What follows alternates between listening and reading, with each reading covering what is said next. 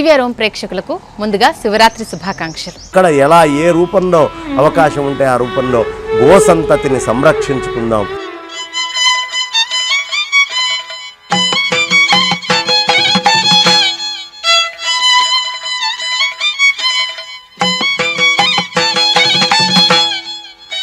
అంతా ఆత్మస్వరూపంగానే ఎవడుంటాడో ఆ రోజు వాడి జన్మకో శివరాత్రి అని అనుకున్నాగా, వాడి జన్మలో అదే నిజమైన శివరాత్రి.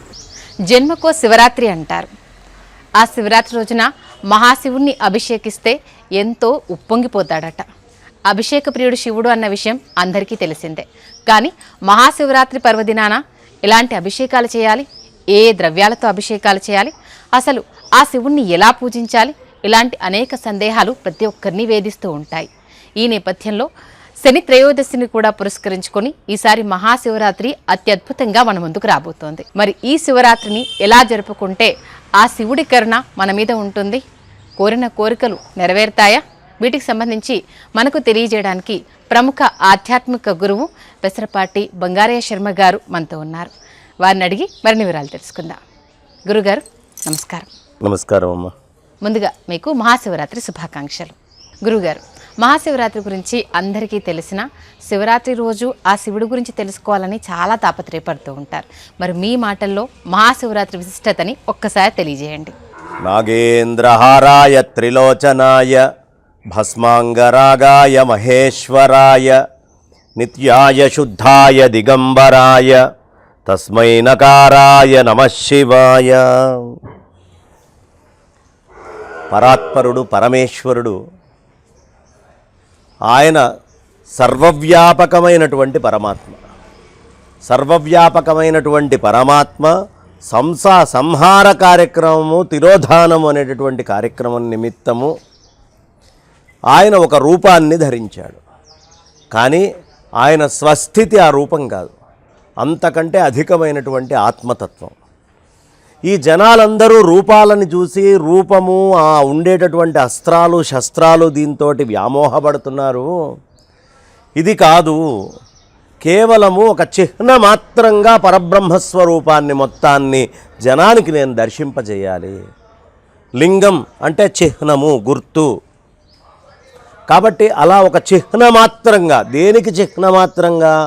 అంతటా నిండి ఉన్నటువంటి పరమాత్మకి ఒక చిహ్నమాత్రంగా ఉండేట్టుగా ఆ చిహ్నాన్ని దేన్నైనా నేను చూపించాలి అని స్వామి సువర్ణమయమైనటువంటి అగ్నిస్వరూపంతో అద్భుతంగా దేదీప్యమానంగా ఒక లింగస్వరూపంగా ఈ మాఘమాసములో కృష్ణపక్షములో చతుర్దశి సమయంలో అర్ధరాత్రి 12ంటికి ఆ అగ్నితోటి కూడినటువంటి స్వామి ఒక్కసారిగా ప్రాదుర్భవించి ఆది అంతాలు గుర్తుపట్టలేనటువంటి స్థాయిలో ఆయన లింగం కింద మారాడు. ఆది అంతాలు ఎవరు గుర్తుపట్టలేకపోయారయ్యా అంటే పరబ్రహ్మస్వరూపంగా ఉండేటటువంటి విష్ణువు, పరబ్రహ్మస్వరూపంగా ఉండేటువంటి బ్రహ్మ కూడా సృష్టి స్థితి చేయడానికి వాళ్ళు కూడా రూపాలు తీసుకున్నారు.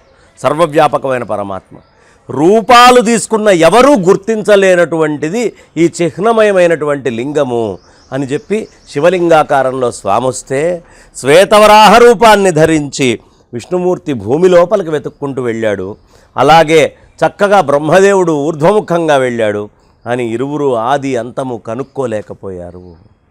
కాబట్టి ఆద్యంతాలు తెలియనటువంటి బ్రహ్మాండములో మొత్తము నిండి ఉన్నటువంటి పరమాత్మని పూజించాలి అంటే అంత పెద్ద పరమాత్మని పూజించగలిగే శక్తి ఎవరికైనా ఉందా? మానవ మాత్రులు మనం ఇప్పుడు కళ్ళు తెరిచి చూస్తే ఇక్కడి నుంచి కొంత దూరం దాకా కనిపిస్తుంది, నా వెనకేం జరుగుతుందో నాకు కనిపించదు. మరి అలాంటప్పుడు అంతటా నిండి ఉన్న పరమాత్మని దర్శించడం ఎలా? అంతటా ఉన్న పరమాత్మని చూడడం ఎలా? అంతటా ఉన్నటువంటి పరమాత్మని అర్చించడం ఎలా? ఇదంతా దుర్లభము, ఈ మానవ మాత్రుల వల్ల అయ్యేటటువంటి పని కాదు అని చెప్పి, పోనీ వీళ్ళు కళ్ళు మూసుకొని అంతర్ముఖులై మొత్తము దర్శించగలిగే శక్తి ఉందా అంటే ఇది కూడా లేదు అల్పులైనటువంటి మానవులకి. వీళ్ళని అనుగ్రహించే నిమిత్తము ఒక బ్రహ్మాండంగా ఉన్నటువంటి నేను పిండాండంగా చిన్న లింగస్వరూపంలోకి మారి ఈ లింగమే ఆ బ్రహ్మాండం అంతా. నువ్వు చక్కగా పాలు తీసుకొని వస్తావు, పోస్తావు. ఈ పోసినటువంటి పాలల్లో ఒక శక్తి ఉంది. ఆ శక్తి ఏదో కాదు, అయ్యవారికి సంబంధించినటువంటి పరాశక్తే. ఆ పరాశక్తిని ఎక్కడ అర్పించాలయ్యా? పరమాత్మకే అర్పించాలి. అలా సృష్టిలో ప్రకృతిలో ఉండేటటువంటి వస్తువులన్నీ ఆయనమయమై ఆయన మీద ధారపోయటం. మన మనస్సుని కూడా ఎప్పుడూ శివుడి మీదే నిరంతరం పారేట్టుగా అవిచ్ఛిన్న తైలధారలాగా ఆగకుండా మనస్సు ఎప్పుడు ఆ శివమేవ నిరంతరం, ఆ మనస్సులో ఎప్పుడూ శివుణ్ణే ధ్యానం చేయాలి అనే ఉద్దేశ్యమే అభిషేకం. ఆగకుండా ఎప్పుడూ ఈశ్వర చింతన చేయటము, బ్రహ్మచింతన చేయటము అనేటటువంటి దాన్నే మనం అభిషేకం అని పిలవాలి. అది తెలియాలి అంటే ఈ బ్రహ్మాండం మీద నీ మనస్సు అనేటటువంటి శక్తితో వస్తువులని ముందు సమర్పించు. ఈ సమర్పించేటటువంటి వస్తువులు నీకేం సూచిస్తున్నాయ్యా? నీ మనస్సు కూడా అలాగే ఎప్పుడూ చంచలమైనటువంటిది, అటు ఇటు ఇటు అటు దూకుతూ ఉంటుంది. ఈ దూకేటటువంటి మనస్సుని ఏకీకృతం చేసి పరమాత్మ యొక్క చిహ్నమైన లింగం మీద నుంచి సర్వవ్యాపకమైన పరమాత్మ వైపుకి మరల్చడానికి ప్రయత్నం చెయ్యి అనే సాధనకి మూల బీజాలు పడ్డటువంటిది శివరాత్రి నాడు. కాబట్టి ఈ లింగోద్భవ కాలంలో లింగానికి కనుక మనం పూజ చేసినట్లయితే ఈ సమస్తమైనటువంటి ప్రకృతికి మనం పూజ చేసినట్టుగా అవుతుంది. అందుకని శివరాత్రి నాడు ఈ పూజని ఇంత విశేషంగా మనం చేస్తామమ్మా. అలాగే గురుగారు, శివరాత్రి అనగానే లింగోద్భవ కాలం గురించి ఎక్కువగా మాట్లాడుతూ ఉంటారు.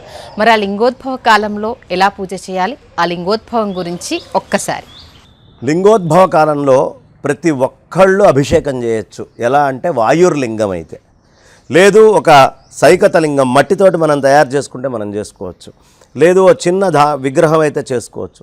కానీ సశాస్త్రీయంగా సవైదికముగా యంత్రాలతోటి మంత్రోచ్చరణతోటి వాయుర్లింగ ప్రతిష్ఠ కూడా, పెద్ద పెద్ద లింగాలు వాయుర్లింగ ప్రతిష్టలు ఉన్నాయి. కాశీ వెళ్తే వాయుర్లింగ ప్రతిష్ఠే. అట్లా వాయుర్లింగ ప్రతిష్టలు అనేకానేకం ఉన్నాయి. ఉన్నప్పటికీ మనం ఎప్పుడైతే ఈ శివలింగము అనేటటువంటిది ప్రతిష్ఠ కాకుండా వాయుర్లింగంగా ఉందో చేసుకోవచ్చు. అది కాకపోతే మాత్రం చేయడానికి వీల్లేదు. ఎట్టి పరిస్థితుల్లోనూ అలాంటి లింగాలకి కేవలం ఆ పద్ధతులన్నీ తెలిసినటువంటి వాళ్ళు మాత్రమే చేయాలి తప్ప మిగతా వాళ్ళు చేయకూడదు. కాబట్టి శివలింగాన్ని పూజించడం అనేది మనందరికీ అది బాధ్యత, ఒక కర్తవ్యం. అందరము కూడా వాయుర్లింగాన్ని అర్చన చేస్తూ వాయుర్లింగాలకి చక్కగా పూజ చేసుకోవచ్చు. దీంట్లో ఏ అనుమానమూ అక్కర్లేదు. అలాగే గురుగారు, అంటే సామాజిక మాధ్యమాల్లో కావచ్చు, మీలాంటి పెద్ద గురువులు చెప్తున్నది కావచ్చు ఏంటంటే ఈసారి శివరాత్రి శని త్రయోదశిని పురస్కరించుకొని వచ్చింది మహా అద్భుతం అంటున్నారు. నిజమేనా? శని త్రయోదశి చాలా విశేషం. శని త్రయోదశి నాడు ఈశ్వర అభిషేకం చేయడం చాలా విశేషం. అదే రోజు రాత్రి చతుర్దశి రావడం మరీ విశేషం. ఆ చతుర్దశి రాత్రి 12ంటికి వస్తుంది. త్రయోదశి ఉదయమే సూర్యుడిని చూసుకొని వచ్చేటటువంటి లెక్క.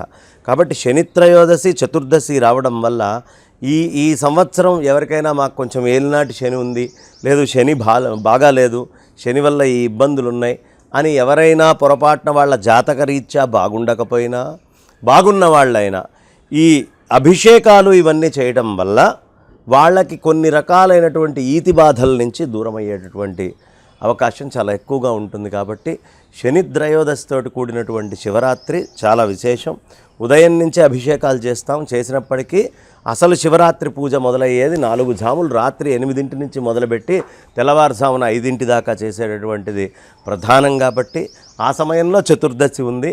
అయినప్పటికీ శని త్రయోదశితోటి కూడినటువంటి చతుర్దశి కాబట్టి ఖచ్చితంగా దిగ్విజయంగా అందరూ కూడా ఈ శని త్రయోదశితోటి వచ్చినటువంటి ఈ మాస శివరాత్రిని సద్వినియోగం చేసుకొని, మాఘమాసం అంటేనే విశిష్టము, అందులోనూ మాఘ శనివారం విష్ణు ప్రీతికి చాలా ప్రధానమైనటువంటిది.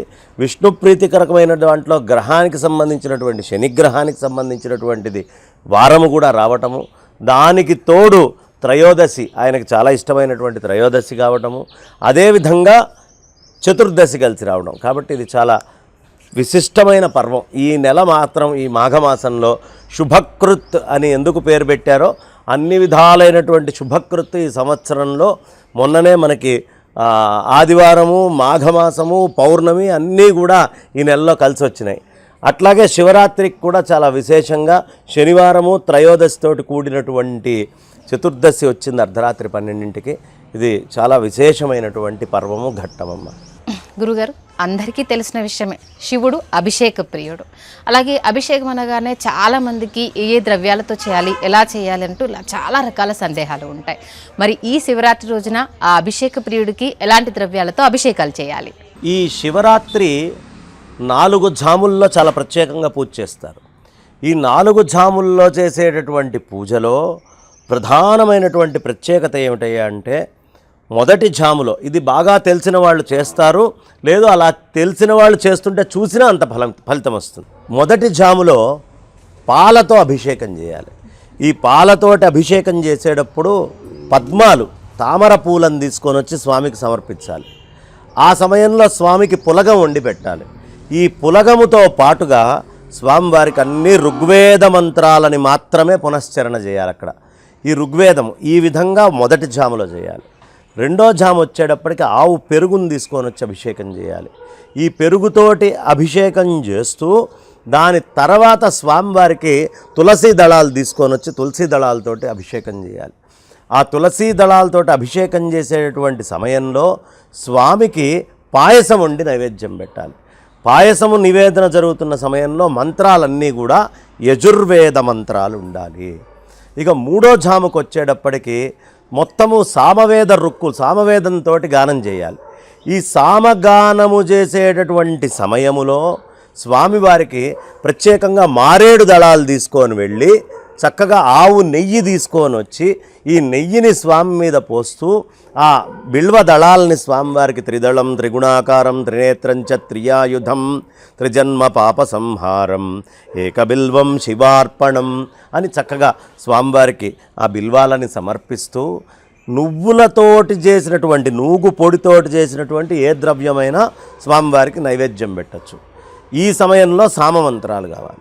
ఇక 4వ జాము వచ్చేటప్పటికి చాలా విశేషంగా తేనె తీసుకొని వచ్చి ఈ తేనె అనేటటువంటి దాన్ని స్వామివారికి అభిషేకం చేస్తూ నీలోత్పలాలని తీసుకొని వచ్చి చక్కగా వాటితోటి పూజ చేస్తూ ఆ నీలోత్పల పూజ జరిగేటప్పుడు ఉట్టి అన్నమే నైవేద్యం పెట్టి కుంభాభిషేకం అంటారు.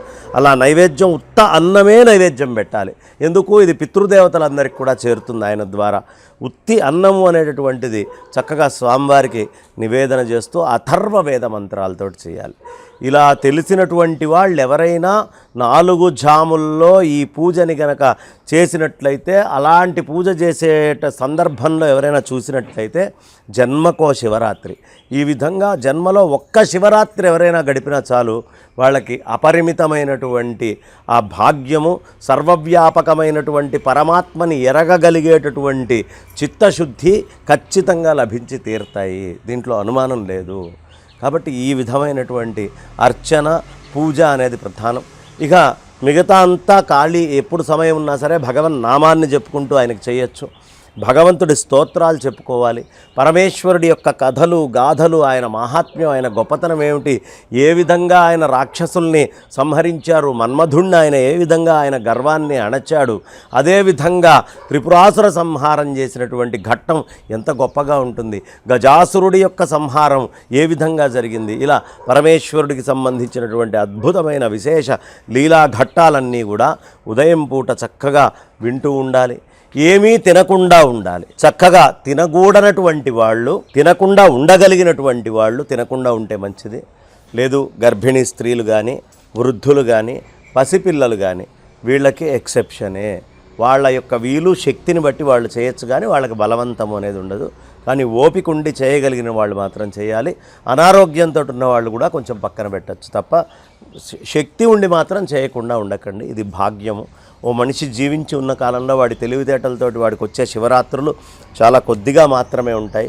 కాబట్టి రుద్రమంత్రాలని చెప్పుకుంటూ మహన్యాసపూర్వకంగా, లేదు లఘున్యాసపూర్వకంగా రుద్రము, నమకము, చమకము చెప్పుకుంటూ చేసుకుంటే మంచిది. లేదు శివాయ గురవే నమః అంటూ నీళ్ళు పోసిన ఆ పరమేశ్వరుడు అనుగ్రహించి మనందరినీ ఆదరిస్తాడు. దీంట్లో ఎలాంటి అనుమానమూ అక్కర్లేదు. గురుగారు, మరి మీరు చాలా పెద్ద లిస్టే చెప్పారు. మేము అదంతా చేయలేం గురుగారు అంటే, అలాంటి చేసిన వాళ్ళకే అనుగ్రహం అనేది, పూజాఫలం అనేది దక్కుతుందా? మామూలుగా శివాని స్మరించుకున్నా మాకు అనుగ్రహం దక్కుతుందా? మరి దీనికి ఏమంటారు? అందరినీ ఆయన అనుగ్రహిస్తున్నాడు. వాడు ఆ ప్రశ్న అడిగాడంటేనే ఆయన అనుగ్రహం ఉంది కాబట్టి వాడు అనగలిగాడు. వాడు అడగగలిగాడు. లోపల శివం ఉంటే తప్ప ఎవడూ అడగలేడు. కానీ ఇంత చెయ్యని ఆయనేం చెప్పట్లేదు. నువ్వెంత చెయ్యగలవో అంత చేసుకో అని ధర్మం చెప్పేవాళ్ళు చెప్తారు. ఇంత చేయగలనండి, అంతే చెయ్యి, కానీ ఎంత చేసుకుంటే అంత మంచిదిరా అని చెప్పారు. అభిషేకం ఎందుకు? అంత శ్రద్ధ భక్తి ఉన్నవాడు నీళ్లు పోయాల్సిన అవసరం కూడా లేదు. శివ శివేతి శివేతి శివేతివా, భవ భవేతి భవేతి భవేతివా, హర హరేతి హరేతి హరేతివా, భజ మనః శివమేవ నిరంతరం అని మనస్సులో శివుణ్ణి తలుచుకున్న అంత ఫలితం ఇస్తాడు. పెద్ద యజ్ఞం చేసిన వాడికి ఏ ఫలితం ఇస్తాడో వీడికి కూడా అదే ఫలితాన్ని ఇస్తాడు. దాంట్లో అనుమానం ఏం లేదు. ఆ అభిషేకం కూడా చేయక్కర్లా. శివ శివ శివయనరాదా, శివనామము చేదా, శివ శివ శివయనరాదా, భవభయ బాధలను బాపుకొనరాదా అని చెప్తారు. కాబట్టి నామము చేసినంత మాత్రాన్నే పరమేశ్వరుడు అనుగ్రహిస్తాడు. కానీ పరమేశ్వరుడికి ఓ పేరుంది, అభిషేక ప్రియ శివ. అభిషేక ప్రియుడు శివుడు. కాబట్టి ఆ అభిషేక ప్రియుడైనటువంటి వాడికి మనం ఎలా అయినా పూజ చేస్తున్నాం కాబట్టి ఆయనకి ప్రియమైనటువంటి విధానంలో వేదము ఏం చెప్పిందో ఆ ధర్మ విధానంలో చేస్తే మంచిది. చేయలేనప్పుడు ఎవడో ఒక భక్తుడు మేక పెంటికలు వేస్తే వాడికి సమయం ఎప్పుడు పడితే అప్పుడు సకాలంలో చేస్తూ ఉంటాడు. వాడికి శివలింగం దొరకల, మేక పెంటికల్ని తీసుకొని వచ్చి వాడు అలా పెట్టి ఈయనే పరమేశ్వరుడు అని అభిషేకం చేశాడు. పరమేశ్వరుడు ప్రత్యక్షమై వాడిని అనుగ్రహించాడు. పరమేశ్వరుడు భోలాశంకరుడమ్మ. ఆయన అనుగ్రహించడానికి ఏదో పెద్ద పరిమితులు, ఇంత పెద్ద పూజలు అనేది కాదు లెక్క. నీ మనస్సు నిర్మలంగా ఉందా లేదా, నీ మనస్సు యందు దృఢంగా ఆయన్ని పొందాలని ఉందా లేదా. వాడెవడో ఒక కంకర్రాళ్ళు విసిరాడట ఆ శివలింగం మీద. విసిరితే చివర్లో వాడు మరణించినప్పుడు వాడిని శివదీతలు వచ్చి తీసుకెళ్తున్నారు. యమభట్టులు చెప్పారు, వీడు కంకర్రాళ్ళు విసిరాడయ్యా శివలింగం మీద, వీడిని తీసుకెళ్తున్నారేంటి అంటే, అవునయ్యా పూలున్నవాడు పూలిచ్చాడు శివుడికి, వీడి దగ్గర కంకర్రాళ్ళు ఉన్నాయి, ఆ సమయంలో వాడు అర్పించాడు నాకు, దాన్ని ఆనందంగానే నేను స్వీకరించి వాడిని అనుగ్రహిస్తున్నా అన్నాడు. కాబట్టి పరమేశ్వరుడి యొక్క దృష్టిలో అందరి పట్ల సమమైనటువంటి ఇది ఉంటుంది. కానీ ఈ శాస్త్రము చెప్పినట్టు, వేదధర్మం చెప్పినట్టుగా చేయాలి. వాడు చేశాడు అంటే అంత భక్తి స్థాయిలో చేశాడు, లేకుండా నటిస్తూ చేశాడా వీడికి అవసరమైన నరకం సిద్ధంగా ఉంటుంది. నటించకూడదు, స్వతసిద్ధమైనటువంటిది లోపల నుంచి రావాలి. అది పరమేశ్వరుడు చూసి. అలాగే శివరాత్రి అనగానే ఇంట్లో లింగాలు ఉండేవాళ్ళు, అంటే స్ఫటిక లింగం, సైకత లింగాలు ఇలా చాలా ఉంటాయి కదా, అలాంటి వాళ్ళు ఎలాంటి పూజలు చేయాలి, దానికి సంబంధించిన వివరాలు. ఎప్పుడైనా ఇళ్లల్లో ఈ అర్ధాంగుష్టం నుంచి అంగుష్ట మాత్రం ఉండొచ్చమ్మా శివలింగాలు. ఇది దాటి పెద్దవి పెట్టుకోకూడదు. పెట్టుకుంటే ఖచ్చితంగా పెట్టుకుంటే దోషం లేదు, కానీ దానికి తగ్గంత పూజ చేసి అంత నైవేద్యము స్వామివారికి పెట్టాల్సిందే ప్రతిరోజు. అదే చిన్నగా ఇంత పెట్టుకుంటే మన శక్తి కొలది ఏదో ఒకటి పూజ చేయొచ్చు, లేదు మనకు కుదరన్నాడు చక్కగా నీళ్లల్లో, గంగలోనో, దేంట్లోనో, లేదు బియ్యంలోనో పెట్టేసి మన పనులు పూర్తి చేసుకొని తిరిగి రావచ్చు. కానీ పెద్ద లింగం పెట్టినప్పుడు మాత్రం ప్రతినిత్యం దీపారాధన, అనుష్ఠానం అన్నీ ఉండేట్టుగా చూసుకోవాలి. ఇవాళ ఉన్నటువంటి పరిస్థితుల్లో మానవుల అందరికీ అంత చేయడం సాధ్యం కాదు. అది చేసేవాళ్ళు చేస్తూనే ఉంటారు. కాబట్టి చిన్నగా పెట్టుకొని మనం ఎంత స్తోత్రాలు చేయగలమో, మీకు నమకము, చమకము, రుద్రము, మహన్యాసం, లఘున్యాసం ఇవి వచ్చినవాడు అవి చేసుకుంటాడు. అవి రానివాడు శివ శివ నాయన, పరమేశ్వర, శివయ్య, తండ్రి అనుగ్రహించు నాయన, నువ్వే దిక్కు, ఇదిగో ఈ నీళ్లు నీకు అభిషేకంగా పోస్తున్నానయ్యా అని మనస్సులో తలుచుకుంటూ ఆ స్వామికి అభిషేకం చేసినా అదే ఫలితం వస్తుంది. మనస్సు యొక్క నిర్మలత్వం చాలా ప్రధానము. ఇంట్లో ఉండేటటువంటి పరమేశ్వరుడి విషయంలో నిర్మలమైనటువంటి మనస్సుతో అంత సమర్పిస్తే ఆయన ఎప్పుడూ అనుగ్రహిస్తాడు. దీంట్లో అసలు ఏ విధమైన అనుమానమూ అవసరం లేదు. గురుగారు, అభిషేకంలో పంచామృతాల గురించి ప్రత్యేకంగా చెప్తారు. మరి ఈ శివరాత్రి రోజున పంచామృత అభిషేక విశిష్టతను తెలియజేయండి. పాలు, పెరుగు, నెయ్యి, తేనె, పంచదార ఈ 5 కలిస్తే పంచామృతము అంటారు. ఈ పంచామృతం యొక్క విశిష్టత ఏమిటయ్యా అంటే, ఈ మొత్తం సృష్టిలో యజ్ఞాలు ఏం జరగాలన్న ఈ ప్రపంచంలో మన వెనక కనిపిస్తున్నాయిగా గోవులు. గోవు ఉంటేనే యజ్ఞం చేయగలడు ఎవడైనా. ఆ గోవు దగ్గర నుంచి వచ్చేటువంటి మొదటిదైనటువంటి పాలని యథాతథం పరమేశ్వరుడికి సమర్పించు. లేదండి నేను కొంచెం సంస్కారవంతుణ్ణి, ఈ మధ్య నేను కొంచెం సంస్కరించుకున్నాను, 2-3 మంత్రాలు నేర్చుకున్నాను అంటే పెరుగు ఏమైంది, ఓ చుక్క అందులో తోడేస్తే ఆ మొత్తం పాలు పెరుగుగా మారింది. అప్పుడు పెరుగుని తీసుకురా. లేదు నీ మనస్సు కొంచెం అభివృద్ధి చెందినా అది ఎక్కడికి చేరాలయ్యా, పరమేశ్వరుడి దగ్గరికే చేరాలి. కాబట్టి పరమేశ్వరుడి దగ్గరికే దాన్ని కూడా చేర్చు పెరుగుని అని చెప్తున్నారు. లేదండి ఇంకా సంస్కరించి ఎప్పటికీ పాడైపోకుండా ఉండేటటువంటి నెయ్యి కింద నేను మార్చగలిగాను అంటావా? నెయ్యి కూడా పరమేశ్వరుడికే సమర్పించాలి. ఆ నెయ్యి అనేటటువంటిది పూర్తి అగ్నులకి సంబంధించినటువంటి గుర్తు. అది తీసుకొని వెళ్ళి పరమేశ్వరుడికే అర్పించాలి. నీ మనస్సు సంస్కరింపబడి ఇంకొంచెం ఉన్నత స్థాయికి వెళ్ళినా అది చేరాల్సింది పరమేశ్వరుడి దగ్గరికే అని నెయ్యి మనకి సూచిస్తుంది. పోనీ నెయ్యి దగ్గర కాగామా అంటే తేనె, అనేకమైనటువంటి పూలల్లో మకరందం ఉంటుంది. ఈ సృష్టిలో అనేక మంది మహానుభావులు అనేకమైన మంచి విషయాలు చెప్తూ ఉంటారు. ఈ విషయాలన్నీ తెచ్చుకొని ఒక దగ్గరికి సమీకరించుకొని అది ఎక్కడికి చేరాలి? ఈ విషయాలన్నీ ఎంత గొప్ప విషయమైనా చివరికి అది పరమాత్మనే చేరుతుంది. శాశ్వతత్వాన్ని అమృతత్వాన్ని కలిగించేటువంటి పీయూషం సదృశం మధు అంటారు. అంటే అమృతంతో సమానమైనటువంటిది మధు. ఈ అమృతం ఏం చేస్తున్నాం మనం? చక్కగా తీసుకొని వెళ్ళి ఆ స్వామి మీద వేస్తున్నాం. అంటే నీ మనస్సు అమృత తుల్యం అయితే కూడా, అంటే నువ్వు ఒక పెద్ద యోగివై సన్యాసి అయినా కూడా దాన్ని తీసుకెళ్ళి ఆయన మీదే వేయాలి. ఇక ఇటు అటు తేడా లేకుండా పూర్తిగా శర్కరం కింద మంచి పంచదార కింద మారిందనుకోమ్మా, అది ఇంకా సంస్కరించబడింది. ఎంతో సంస్కరించాక కానీ పంచదార రాదు. ఈ పంచదార మొత్తాన్ని నువ్వు తీసుకొని వెళ్ళి ఎక్కడ చేర్చాలయ్యా అంటే అవధూతకైనా చివరికి అది పరమేశ్వరుడి మీదకే మనస్సు పోవాలి. అంటే వాడు బ్రహ్మచారి అయినా, లేదు వాడు గృహస్థ అయినా, లేదు వాడు వానప్రస్థంలో ఉన్నవాడైనా, లేదు వాడు సన్యాసి అయినా, లేదు వాడు అవధూత అయినా, ఎవడికైనా ఆ లింగస్వరూపమై సర్వవ్యాపకమైన బ్రహ్మానికి చిహ్నమైనటువంటి శివలింగమే దిక్కు. అక్కడికే వీడు వెళ్ళాలి. ఏ ఇంద్రియము ఏదైనా అక్కడే చివరికి వెళ్ళి లయం కావాలి అనే విషయాన్ని చెప్పడానికి పంచామృతాలతోటి మనం స్వామికి అభిషేకం చేస్తూ ఉంటామమ్మా. ఇది పంచామృత అభిషేకము యొక్క నిగూఢమైనటువంటి అర్థం. ఇంకా గొప్ప విషయం ఏమిటి అంటే బ్రహ్మాండమంతా నిండి ఉన్నటువంటి శివుణ్ణి పిండాండంగా తెచ్చిపెట్టుకున్నాము అన్నాం. మన నోట్లో నుంచి మంత్రం చదువుతాం, భగవన్నామం చెప్తాం, ఇది ఆకాశానికి గుర్తు. ఆ తర్వాత స్వామిని ఇట్లా అంటుకుంటాం, ఈ అంటుకుండేటటువంటి స్పర్శ మొత్తం వాయువులకి గుర్తు. ఆ తర్వాత మూడోది ఏం చేస్తాం? నెయ్యి వేస్తాం. ఈ వేసేటటువంటి నెయ్యి మొత్తము ప్రపంచంలో బ్రహ్మాండంలో ఉండే అగ్నులన్నిటికీ గుర్తు. ఈయన మీద పోస్తోంది బ్రహ్మాండంలో ఉండే అగ్నిని మొత్తాన్ని కొలవగలమా? ఇప్పుడు ఈ పక్కనున్న కర్రలో అగ్ని ఉంది, ఆ చెట్టులో ఉంది, ప్రతి సమిధలో అగ్ని ఉంది, ప్రతి వస్తువులో అగ్ని ఉంది. ఆ అన్ని అగ్నుల్ని మనం కొలవలేనం కదా. కాబట్టి అంతర్లీనంగా అగ్నిని ఎక్కువగా చూపించేది నెయ్యి కాబట్టి ఈ అగ్నిని మొత్తము ఈశ్వర స్వరూపమని భావించి నీకు నేను సమర్పిస్తున్నానయ్యా అంటే బ్రహ్మాండంలో ఉండే అగ్నుల్ని పూజ చేసినట్టు. ఒక్క శివలింగం దగ్గర నమశివాయ అంటే బ్రహ్మాండంలో ఉండే ఆకాశాన్ని మొత్తాన్ని పూజ చేసినట్టే. స్వామిని ఇక్కడ ఒక్కసారి ఇలా అంటుకుంటే బ్రహ్మాండం మొత్తము ఆత్మస్పర్శ చేసినట్లే. అదేవిధంగా చక్కగా స్వామివారికి మనం తీసుకొని వెళ్ళి మధువు తేనె వేస్తాం. వేసినప్పుడు ఈ ప్రపంచంలో ప్రకృతిలో ఉన్న మకరందం అంతా నువ్వేనయ్యా, నువ్వు తప్ప ఇంకో మకరందం లేదు, అంతటా నిండి ఉన్న నీదే ఈ మకరందం అంతా. ఎవరు ఎన్ని చోట్ల నుంచి సంపాదించొచ్చినా, ఎన్ని వేదాలు ఎన్ని రుక్కుల్ని చెప్పినా, ఈ ప్రపంచంలో మొత్తం బ్రహ్మజ్ఞానాన్ని మొత్తాన్ని ఉపనిషత్తులు నాకు ఉపదేశం చేసిన ఆ మాధుర్యం అంతా, ఆ గొప్పతనం అంతా నీదే అని ఆయన మీదే అర్పించాలి. ఇది నీది, నువ్వు నీ మీద అలా వేస్తున్నాను, మకరందాన్ని మకరందంగా చూడట్లే శివంగానే చూస్తున్నాను అని చెప్పి ఆయన మీద వేస్తారు.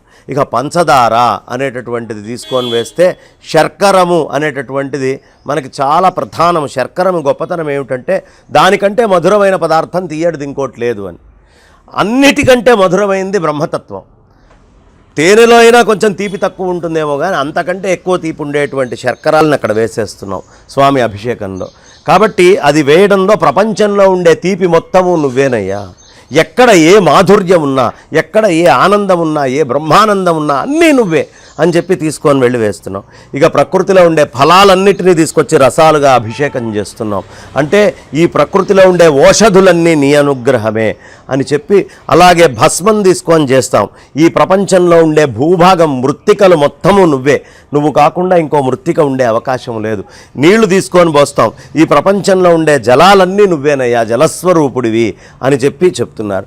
ఎక్కడో కింద నుంచి జలం లాక్కొని ఏదైనా ఓ చెట్టు లోపలికి తీసుకెళ్ళి అత్యంత పవిత్రంగా నారికేళోదకం దాచిపెడితే అది కూడా నువ్వేనయ్యా.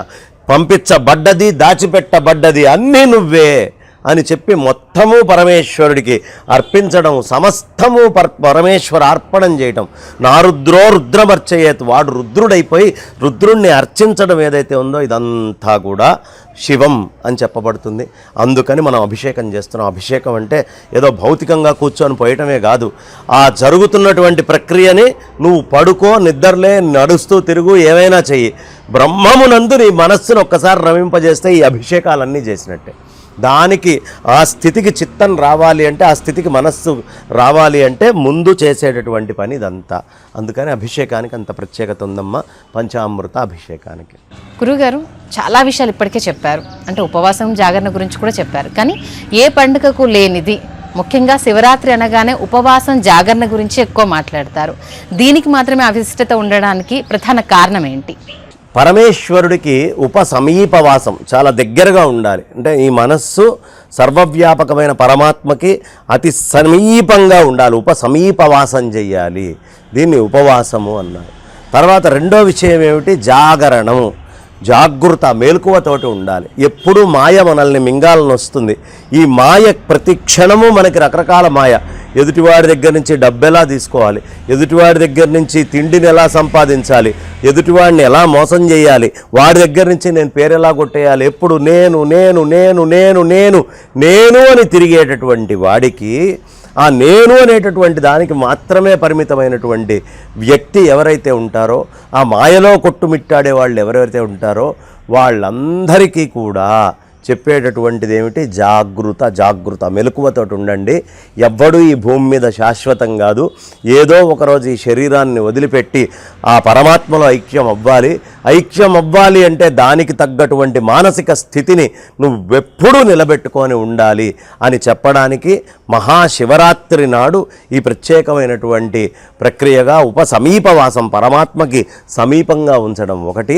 పరమాత్మ మీద ఇంద్రియాలు ఉండాలి తప్ప ఇంద్రియాలు లౌకిక విషయాల మీద ఉండకూడదు అని చెప్పేటటువంటిది ఒకటి. ఈ రెండు మనకి చెప్పడం జరుగుతుంది. జాగరణ అంటే ఇది ఒక్క శివరాత్రి నాడే కాదమ్మా, కృష్ణాష్టమికి కూడా ఏమీ తినకూడదు, కృష్ణాష్టమికి కూడా నిద్రపోకూడదు. శుక్లపక్షములో శివరాత్రి, మనము అంతకంటే ముందు వెనక్కి వెళ్ళామనుకో అమ్మా, ఉత్తరాయణంలో శివరాత్రి వస్తే దక్షిణాయనంలో కృష్ణాష్టమి వస్తుంది. కాబట్టి దక్షిణాయనానికి ఒకరోజు, అదేవిధంగా 6 నెలలు దాటిన తర్వాత ఉత్తరాయణానికి ఒకరోజు మన వాళ్ళు పెద్దలు ఖచ్చితంగా 6 నెలలకు ఒకసారి జాగరణ ఉపవాసము చేస్తే శరీరము లోపల ఉండేటటువంటి ఒక మెమరీ ఉంటుందమ్మా. ప్రతి సెల్కి మెమరీ ఉంటుంది. ఆ ప్రతి సెల్లు మెమరీతోటి ఆహారం కావాలి అని కోరుకుంటుంది. దానికి ఆకలి ఉంటుంది, దప్పులు ఉంటుంది. ఇప్పుడు నీ నాలుకకి మన శరీరానికి ఆకలి దప్పు వేయడానికి కారణం మన శరీరంలో ఉండే సెల్స్ అన్నీ కూడా ఆహారాన్ని కోరుకుంటూ ఉంటాయి. అవి అవసరం ఉన్నప్పుడల్లా మన బ్రెయిన్కి సిగ్నల్ పంపిస్తాయి. మన బ్రెయిన్ బయట నుంచి ఆహారాన్ని తీసుకొని లోపల వేసి వాటన్నిటిని తృప్తిపరుస్తూ ఉంటుంది. ఈ మెమరీ ఏదైతే ఉందో, బయట నుంచి అడిగి తెచ్చుకోవడం అనే మెమరీ ఏదైతే ఉందో, ఆ మెమరీని తినడమే మెమరీ అనేది ఉండకూడదు అని శరీరంలో ప్రతి అణువుకి తెలియాలి అని ఆహారము అనేటటువంటిది తినకు. తద్వారా బయట నుంచి నువ్వు ఏదో శక్తిని తెచ్చుకోవాలి అనే భ్రాంతి, మాయ నీకు ఏదైతే ఉందో అది ఈ ఒక్కరోజు పోగొట్టుకో.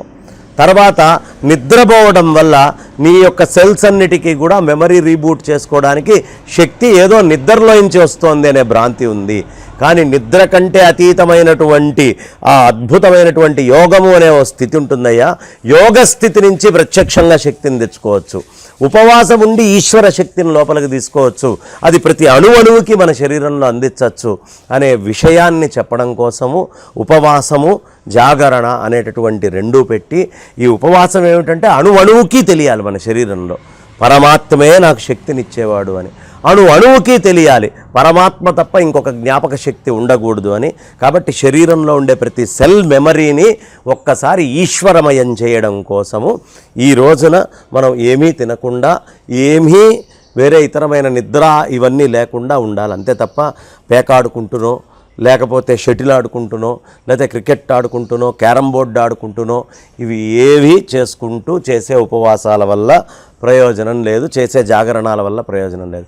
ఇవన్నీ చేసుకుంటున్నా నీదైనటువంటి నిజాత్మ స్థితిని వదిలిపెట్టకుండా ఉంటే నువ్వు ఏం చేసినా పూజ చేసిన దాంతోటే సమానము. ఆ స్థితిలో ఉంటూ అర్చన చెయ్యాలి అని చెప్పడానికి ఈ ఉపవాసము జాగరణ అనేటటువంటివి పెద్దలు మనకి నిర్ణయించారమ్మ. గురుగారు, ఉపవాసం జాగరణ గురించి చాలా చక్కగా తెలియజేశారు. అలాగే అంటే మీలాంటి పెద్దలు లేకపోతే పూజ్యులు చెప్పిన విషయం ఏంటంటే శివరాత్రి రోజు గుక్కడు నీళ్లు తాగకుండా ఉండే వాళ్ళకి చాలా పుణ్యప్రదం దక్కుతుంది, చాలా విశిష్టత ఉంటుంది అని అంటారు. నిజమేనా? అదే కదమ్మా ఇప్పుడు నేను చెప్పింది. అంటే ఇతరమైన భౌతికమైన విషయం గుక్కెడు కూడా లోపలికి తీసుకోకుండా అంతా ఆత్మస్వరూపంగానే ఎవడుంటాడో ఆ రోజు వాడి జన్మకో శివరాత్రి అని అనుకున్నాగా, వాడి జన్మలో అదే నిజమైన శివరాత్రి. కానీ అలా గుక్కెడు విషయాలు కూడా బయట నుంచి లోపలికి రాకుండా ఏమిటి నీళ్లు చేసేది? ఆర్తి తీరుస్తుంది. ఏ ఆర్తి తీరుస్తుంది? ఈ జీవుడు కోరుకుండేటటువంటి ఆర్తిని జలం తీరుస్తుంది. అలాగే ఈ జీవుడు భౌతికమైన అనేక విషయాల యొక్క ఆర్తితోటి కొట్టుకుంటూ ఉన్నాడు. ఎప్పుడు నాకు ఈ కోరిక కావాలి, ఆ కోరిక కావాలి, ఇది కావాలి, అది కావాలని. అలా కోరికలన్నిటినీ ఉపశమింపజెయ్యి. దాన్ని తగ్గించడం కోసం ఈ జీవుడు భౌతికమైన పనులు చేసేట్టుగా పరితపించకు. ఒక్కరోజు పరమేశ్వరుడి కోసం కేటాయించు. ఒక్కసారి కనుక నువ్వు చేస్తే బ్రహ్మవిత్తు బ్రహ్మైవ భవతి అన్నట్టుగా బ్రహ్మానివి నువ్వై తీరుతావు, నువ్వు ఆ పరమాత్మ అవుతావు. నా రుద్రో రుద్రమర్చయేత్ అన్నట్టుగా రుద్రుడు కానివాడు రుద్రుడిని అర్చించడు. ఒక్కసారి జీవితంలో ఇలా గనక చేస్తే నీకు రుద్రుడు పరిపూర్ణంగా అనుగ్రహిస్తాడు, దీంట్లో అనుమానం లేదయ్యా అని చెప్పడం కోసము. అది భౌతికమైన సంకేతం ఏమిటి? భౌతికం కూడా ఇంపార్టెంటే. నీళ్లు కూడా తాగకుండా ఉండగలిగితే చాలా గొప్పదే. ఎలా? పలహారము కంటే పండ్లు, పండ్ల కంటే పాలు, పాల కంటే నీళ్లు, నీళ్ల కంటే పవన భక్షణం, గాలి ఒక్కటే తీసుకొని ఉండడం అనేది చాలా విశేషమయ్యా అని చెప్పి పంచభూతాల్లోనూ ఆ ఆకాశతత్వానికి ప్రాధాన్యత ఇచ్చి వస్తువులన్నిటినీ తీసి పక్కన పడేసేయండి. వస్తువులే కదా బయట నుంచి లోపలికి వచ్చేది. నీళ్ళైనా ఆహారమైనా శరీరంలోకి ఏం వెళ్తాయమ్మా? లోపలికి వెళ్ళేది నీళ్ళు, ఆహారము. ఈ లోపలికి వెళ్ళేటటువంటి ఆ నీళ్లు ఆహారము అనేవి పక్కన పెట్టే. ఈశావాస్యమిదం జగత్ యత్కించిత్, ఈశావాస్యమిదం సర్వం యత్కించిత్ జగత్యాం జగత్. ఈ మొత్తము జగత్తంతా ఈశ్వరుడు నిండి ఉన్నాడు అనే భావనతో కనుక నువ్వు ఉంటే నువ్వేం తీసుకున్నా ఈశ్వరుణ్ణే తీసుకుంటున్నావు. అలా కాకుండా భౌతికమైన వస్తువులను చూసినప్పుడు నేను నీళ్లు తాగుతున్నా, నేను అన్నం తింటున్నాను, నేను అచ్చేస్తున్నాను అనే భావన ఉన్నప్పుడు వాటిని ఆపే. నీళ్లు రానీకు, ఆహారాన్ని రానీకు, కేవలం ఈశ్వరమయమైన మనస్సు ఉండాలి అనే తపస్సుతోటి, అనే తపనతోటి జీవించు అని చెప్పడమే ఉపవాసం. గురుగారు ఉపవాసం గురించి చెప్పారు, అలాగే జాగరణ ఎలా ఉండాలనేది చెప్పారు. కాకపోతే అంతలా నీళ్లు తాగకుండా ఉండడం సాధ్యం కాదు. ఒకవేళ ఏవైనా ద్రవ్యాలు సేవించినా, పానీయాలు తాగినా అంటే ఉపవాస దీక్షకు ఏమైనా భంగం కలుగుతుందా అనే భయాలు ఉంటాయి. పూర్తిగా నిరారం ఉండడం సాధ్యం కాకపోతే ఏంటి పరిస్థితి? అలా ఉంటేనే ప్రతిఫలం దక్కుతుందా? నీళ్లు తాగితే ఇబ్బంది, నీళ్లు తాగకపోతే ఇబ్బంది లేదు, ఇది ఎక్కడా చెప్పలేదమ్మా. ఈ విధంగా ఉపవాసం ఉంటే మంచిది. ఒకవేళ నువ్వు ఉండలేకపోతే శరీరమాద్యం ఖలు ధర్మ సాధనం. ఈ శివరాత్రికి ఉండలేవు, వచ్చే శివరాత్రి గురించి ఆలోచిద్దాం, అప్పటికి బతికి ఉండాలిగా. కాబట్టి దీనికి ఎంత అవసరమో అంత దాకా పెట్టు. మితిమీరి ఏమి చేయకు.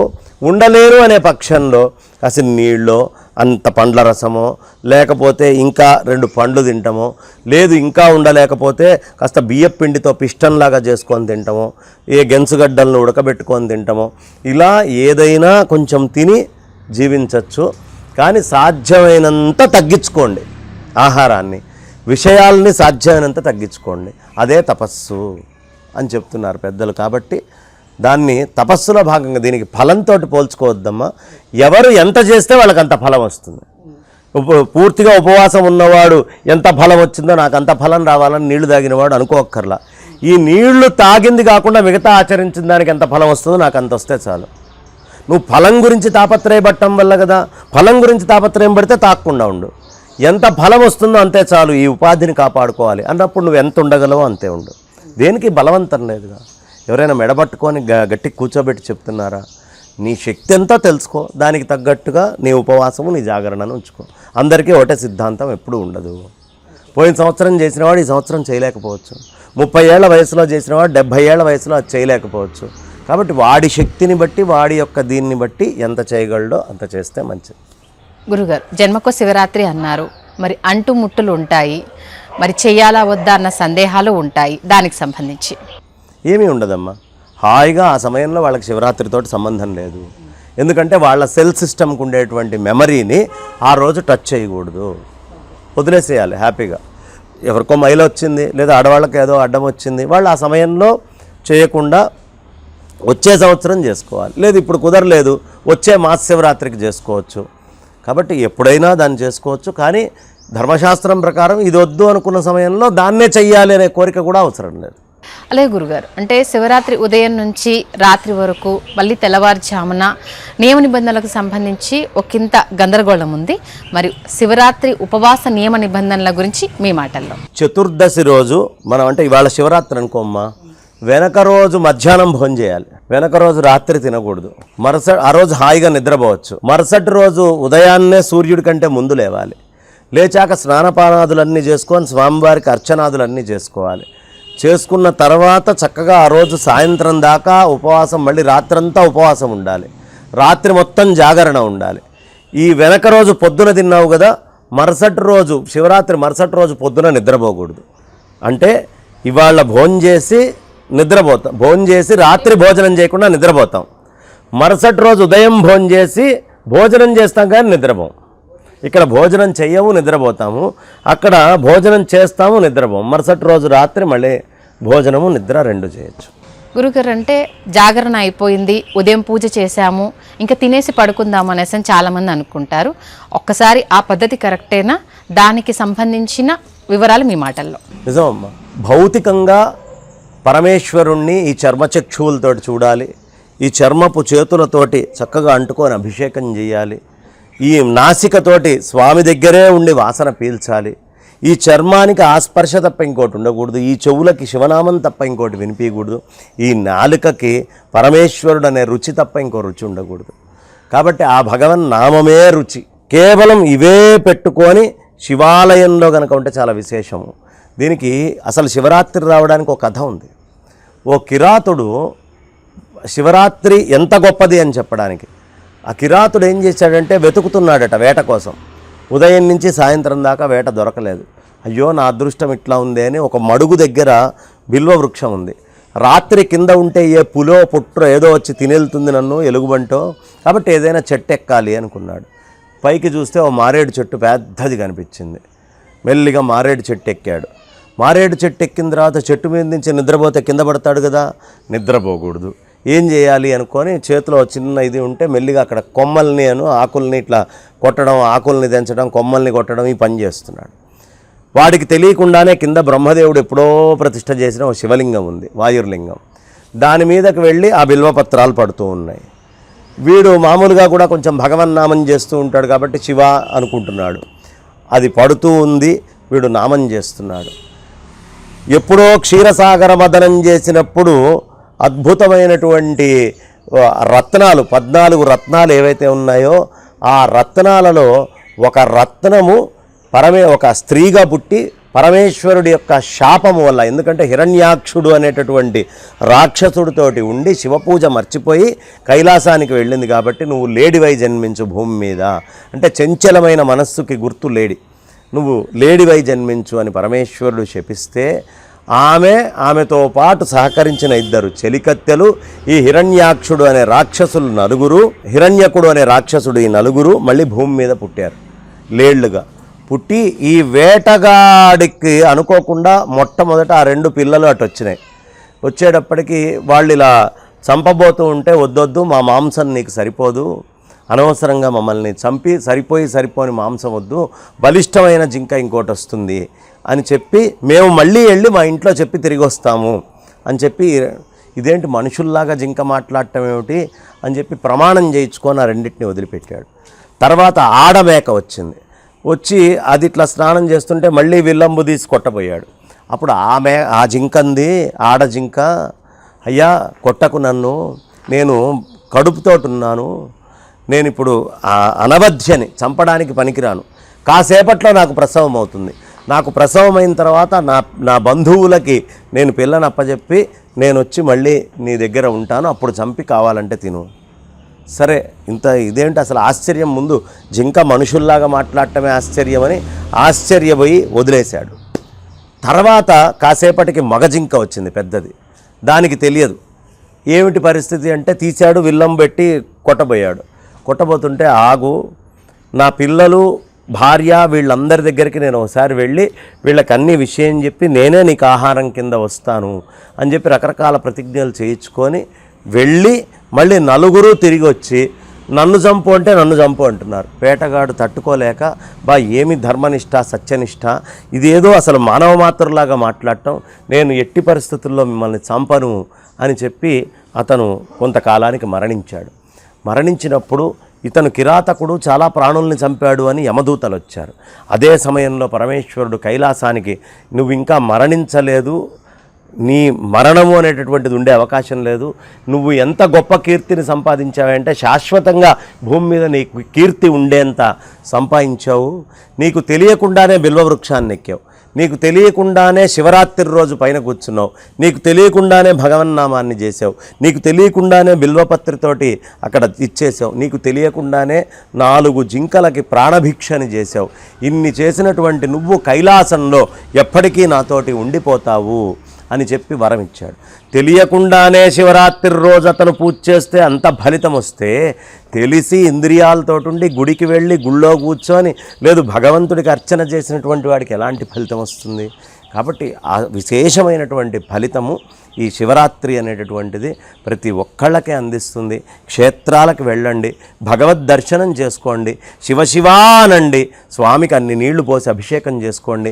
చక్కగా ఇదివరకుటి మీద భక్తి చాలా అద్భుతంగా అభివృద్ధి అయింది మనందరిలోకి. కరోనా వచ్చిన తర్వాత అర్థమైంది, క్షణభంగురమైనటువంటిది జీవితం, నిన్న ఉన్నవాడు రేపు ఉంటాడనే నమ్మకం లేదు, ఎప్పుడు ఎవడు ఎలా అయినా పోవచ్చు, భూమి మీద మనం శాశ్వతం కాదు అనే జ్ఞానం కలిగింది. కాబట్టి దాన్ని నిలబెట్టుకుంటూ ఈ శివరాత్రికి చాలా భక్తితో, శ్రద్ధతో పరమేశ్వర ఆరాధనని మనమందరము చేసుకుందాం. అలాగే గురుగారు, శివరాత్రి అనగానే ప్రతి ఒక్కరి మెదిలేది భక్త కన్నప్పే. ఆయన మించిన భక్తి ఇప్పుడున్న ఈ సమయాల్లో సాధ్యమవుతుందా? అలా కావాలి అంటే ఏం చేయాలి? ఇది ఎవరు చెప్పగలిగింది కాదమ్మా. ఎవరి లోపల భక్తి ఎంత అనేది ఎవడూ కొలవలేడు. కానీ చరిత్ర అతను మహాభక్తుడు అని చెప్పేస్తోంది. ఎందుకంటే కన్నుపోతే కంటిని తీసి పెట్టాడా ఏమ్మా? నోటితోటి నీళ్లు తీసుకొని వచ్చి స్వామికి అభిషేకం చేయటమా? ఆ జింక లాంటి మా ప్రాణిని తీసుకొని వచ్చి దాని మాంసము తీసుకొని వచ్చి ఆహారంగా పెడతాడా? అసలు అతని పూజ అతనికి ఏమీ తెలియదు.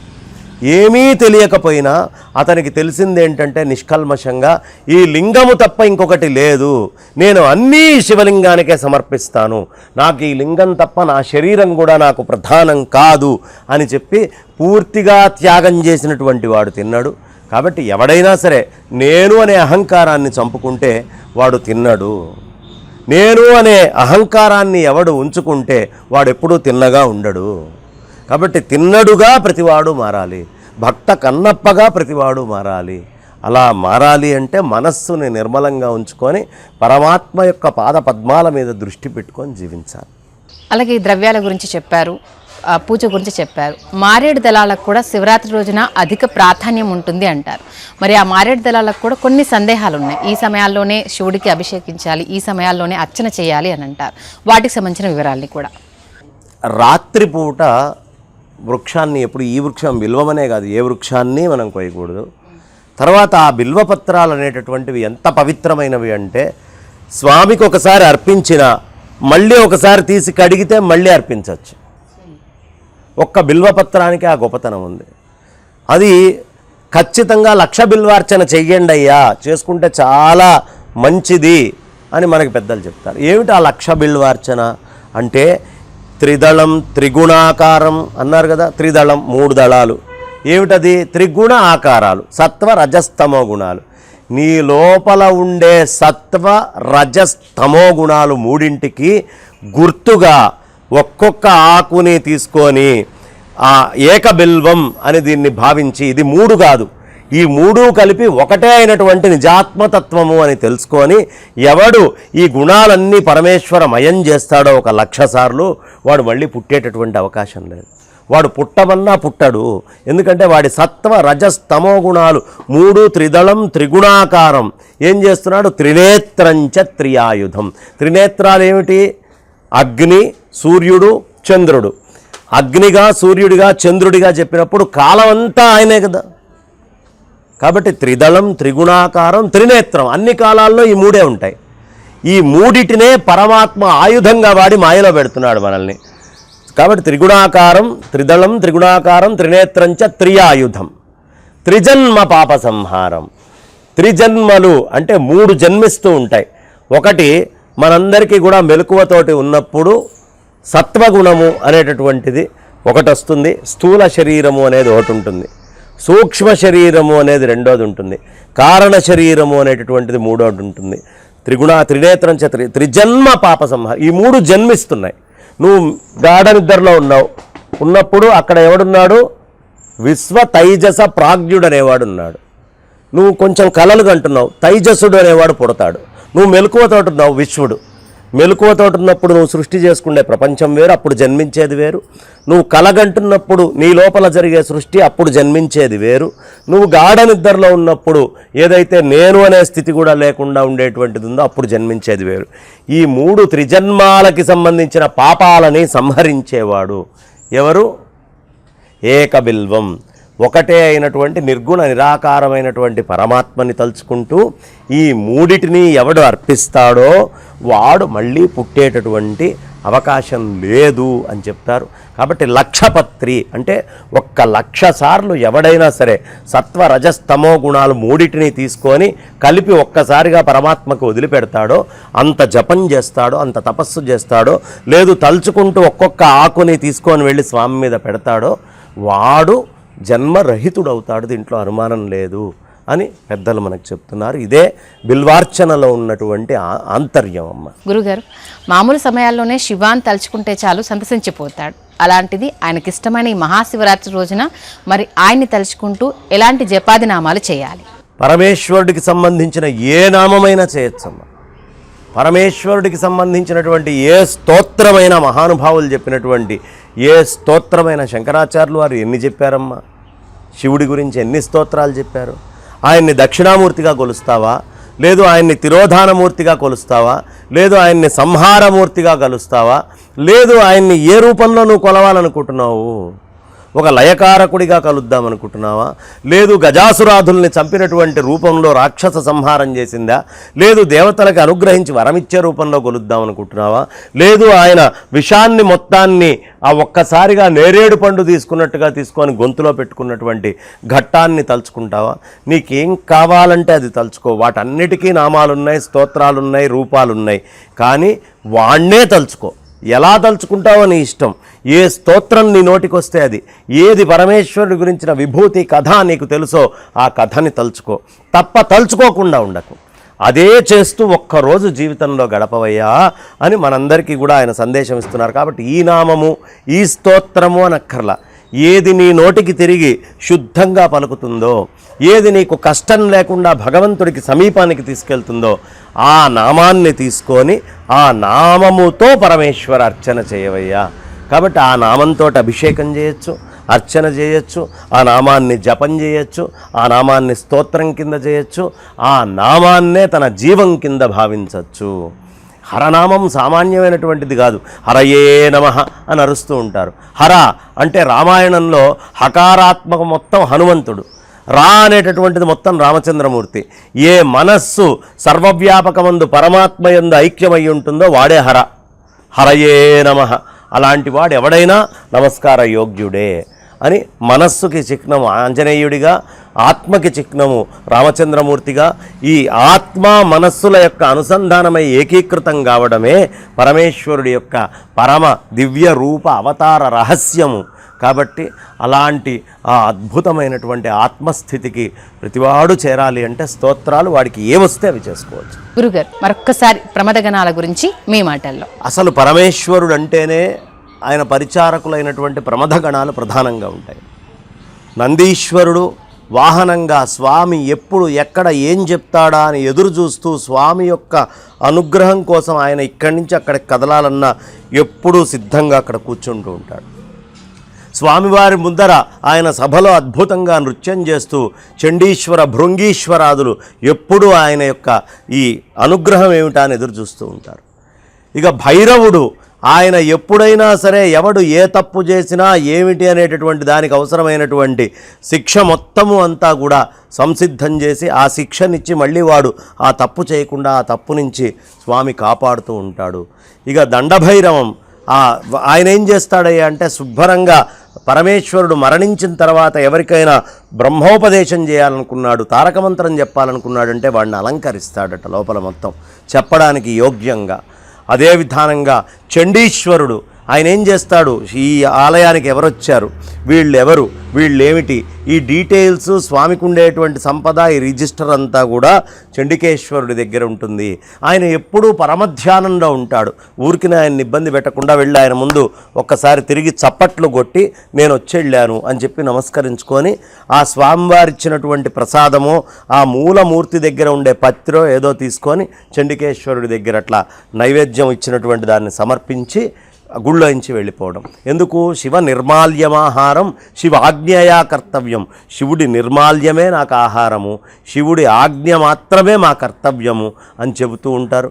ఇక తర్వాత శివుడి యొక్క ప్రమథ గణాలన్నీ కూడా స్వామివారు చేసేటటువంటి ఆ సంహార తిరోధానాది కార్యక్రమాల్లో ఆయన ఎలా చెబితే అలా నడుచుకుంటూ తిరిగేటటువంటి గణాలన్నీ కూడా ప్రమథ గణాలు. స్వామివారికి అవసరమైనటువంటి సేవలు ఎక్కడ ఏం కావాలి అనేటటువంటిది ఆయన నోరు తెరిచి చెప్పాల్సిన అవసరం లేకుండా గుర్తించి ఆ బ్రహ్మస్వరూపుడైనటువంటి ఆ పరమాత్మస్వరూపుడైనటువంటి ఆ పరంధాముడైనటువంటి ఆ భక్తవశంకరుడైనటువంటి ఆ భోలాశంకరుడైనటువంటి ఆ నిర్వికార నిరాకార సచ్చిదానంద ఘన చిదానంద పరబ్రహ్మస్వరూపమైన పరమాత్మ యొక్క రచనలో ఆయనకి ఏది అవసరమో చేసి పెట్టే వాళ్ళందరూ కూడా ప్రమథ గణాలే. అందుకనే మనం మహాలింగార్చన చేసినప్పుడు ఆ ప్రమథ గణాల్లో ఏవేవి ఎక్కడ ఉంటాయి అనేది మొత్తము ఒక్కొక్క లింగంగా తీసుకొని వెళ్ళి పేర్చుకుంటూ చేస్తాం. సహస్రలింగార్చన చేసినప్పుడు దానికి తగ్గట్టు పేరుస్తాం. రావణాసురాదులు కోటిలింగార్చనలు చేసేవాళ్ళట. వాళ్ళు కోట్లల్లో శివలింగాలు సైకతాలవి తయారు చేసి అలా పెట్టి మొత్తం అంతా కూడా ఆ రుద్రుడి యొక్క పరివారంతో సహా వాళ్ళందరికీ అభిషేకం చేసి సంతృప్తి పరిచేవాడు. కాబట్టి స్వామి యొక్క ప్రమథ గణాలు చాలా విశేషమైనటువంటి ప్రమథ గణాలు.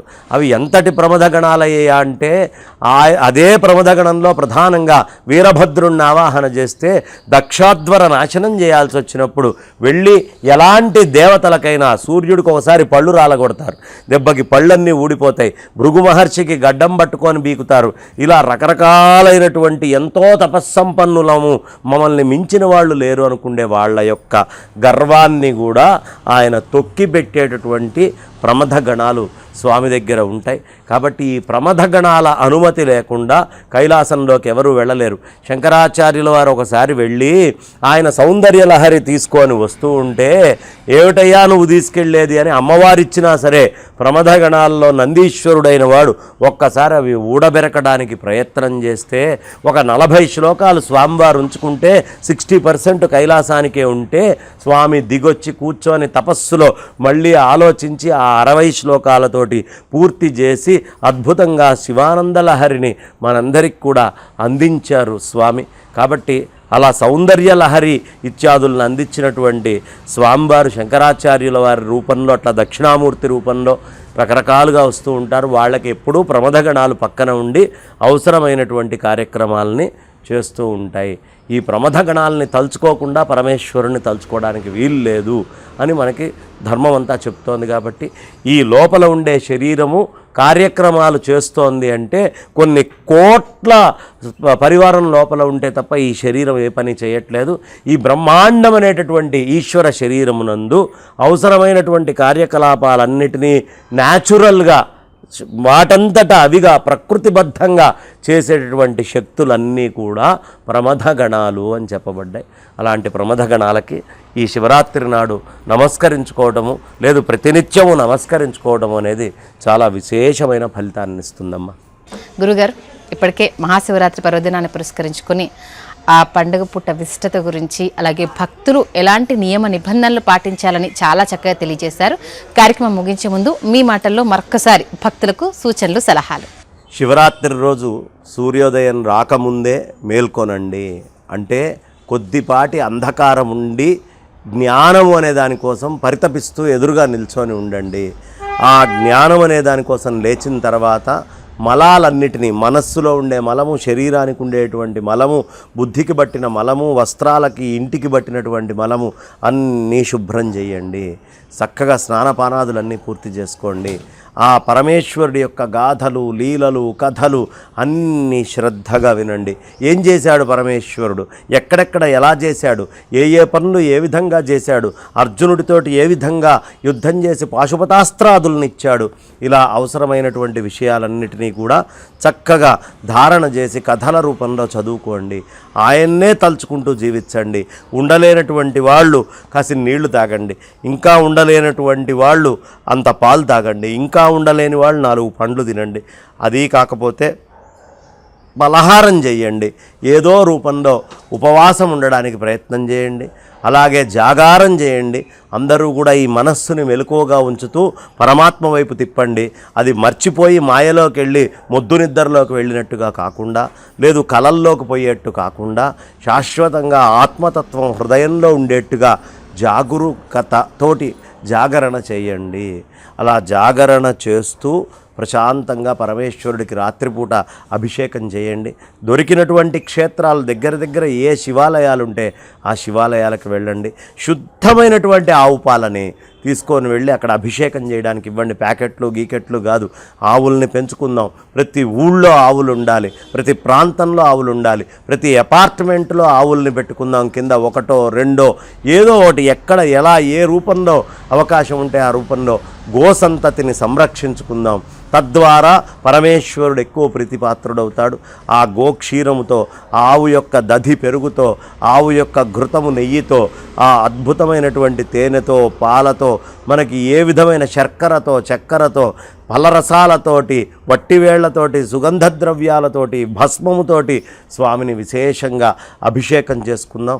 శివరాత్రి, ఈ ఒక్క శివరాత్రినైనా శ్రద్ధగా శనిత్రయోదశితోటి కూడి మాఘమాసంలో వస్తున్నటువంటి విశేషమైన ఈ శివరాత్రిని అందరము కూడా శ్రద్ధగా భక్తిగా అనుష్ఠించుకుందాం. చక్కగా స్వామిని తలుచుకుందాం అని చెబుతూ సివిఆర్ ఓం ప్రేక్షకులందరికీ మరొక్కసారి శివరాత్రి శుభాకాంక్షలు తెలియపరుస్తూ నా వాణికి విరామాన్ని ఇస్తున్నాను. స్వస్తి. చూశారుగా, మహాశివరాత్రి పర్వదినాన ఆ శివయ్యను ఎలా కొలిస్తే ఆయన కరుణ మనపై ఉంటుందో, మన సమస్యలకు పరిష్కారాలు దొరుకుతాయో అన్న విషయాల్ని గురుగారు బంగారయ్య శర్మ గారు చాలా చక్కగా తెలియజేశారు. కాబట్టి ఉన్నంతలో మీ భక్తి మేర ఆ భక్తిని చూపిస్తూ ముందుకు సాగగలిగితే మహాశివరాత్రి పర్వదిన విశిష్టత మన సొంతమవుతుంది.